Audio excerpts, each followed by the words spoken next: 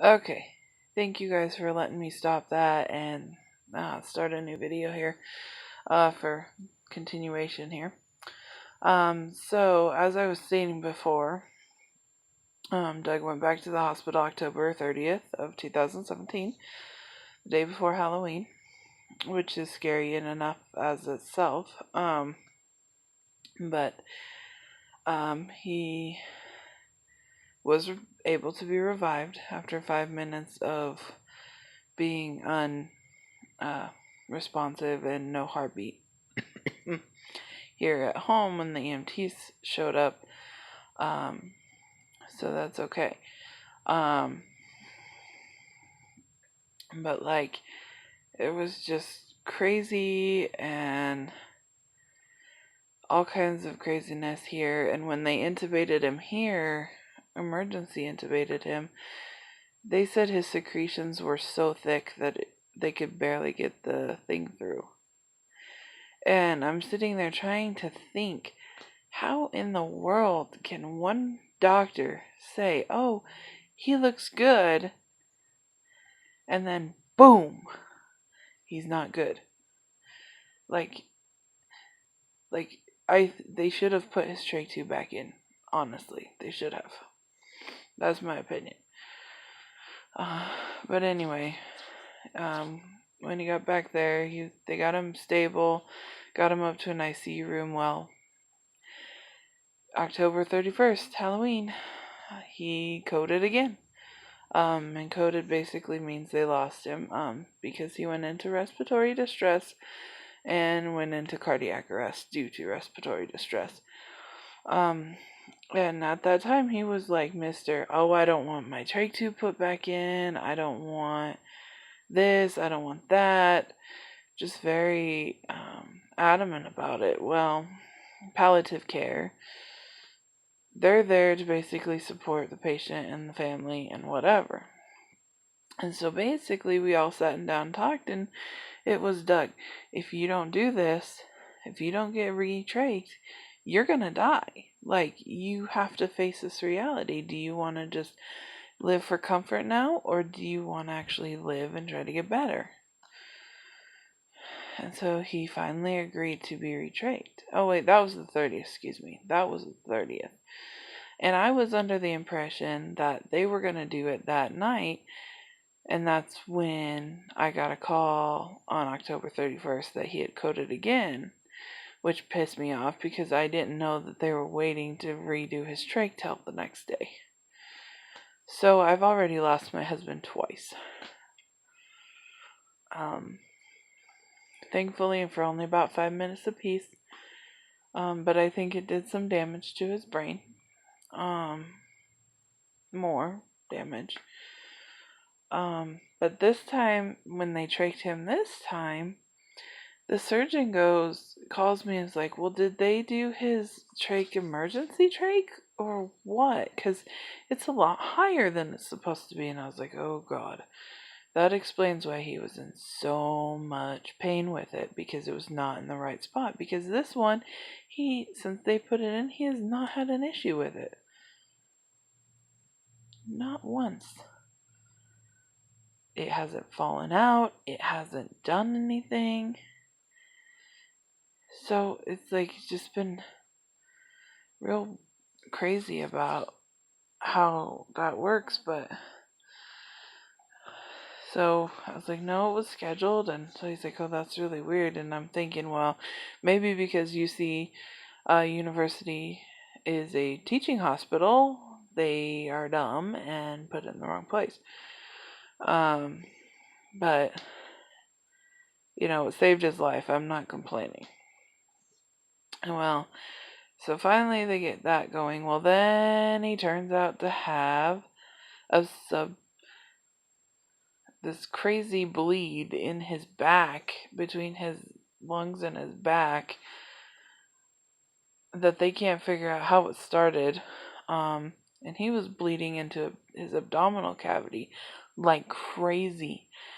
And it's the blood thinners.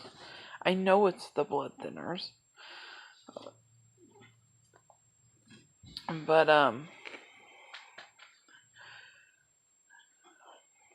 it just like pissed me off too, because it's like, really, people, you guys should be keeping an eye on him closer than this shit. But anyway, he had to have 3 bags of excuse me of blood and pumped back into his body. So first and foremost, thank you everybody who donates blood. Everybody who donates blood and plasma and all of that stuff. Thank you so much, because you don't know how many lives you actually are saving by doing what you're doing. And so he had 3 bags of blood.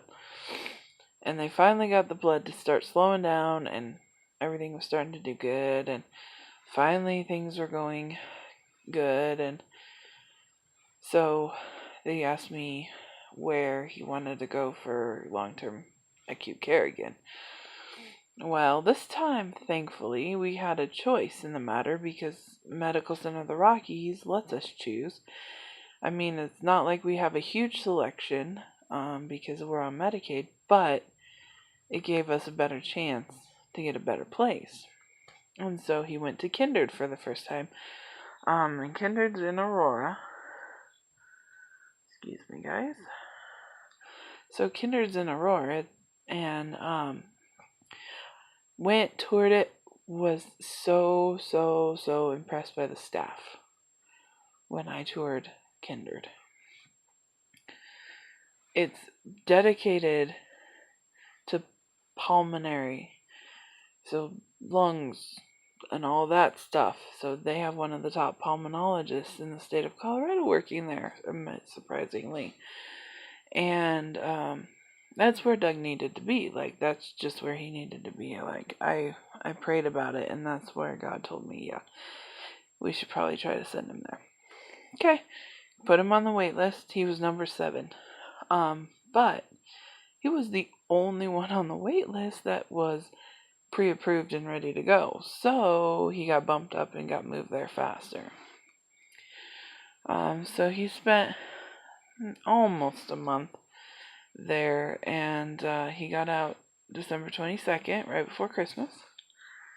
And I had to come bring him home, which was weird to me, but whatever. And so I brought him home, although he was supposed to come home the 21st. And the dumb doctor didn't fill something out right, so we didn't get what we needed, so I had to wait an extra day. So I wasted gas 2 days in a row to go down and get him. So then I finally got to bring him home. Got him home, got him in bed, got him where he needed to be, and whatever.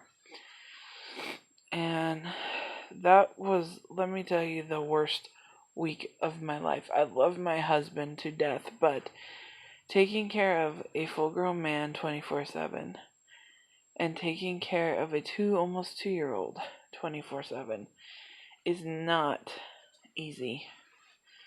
It's not easy at all.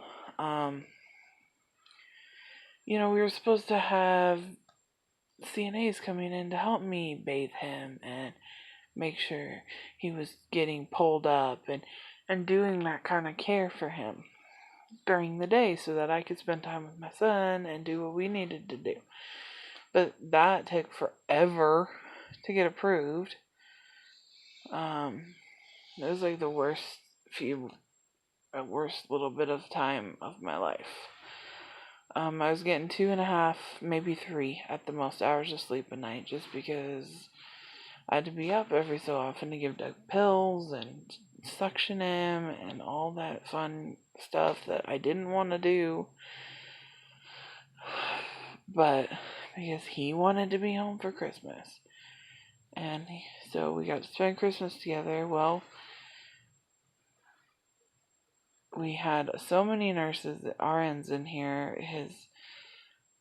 Because of the blood thinners, they have to monitor how thin his blood is, and then it got way too thin, and then he started having some crazy diarrhea, like sticky, tarry, black diarrhea that means there's bleeding somewhere in the GI tract. And I talked to one of the RNs, and I was like, that's not normal. That has to be his INR's too high, whatever. She goes, oh no, that has nothing to do with it. Not cool with me. Not cool with me at all. So I'm gonna have to do another video. Hold on, guys.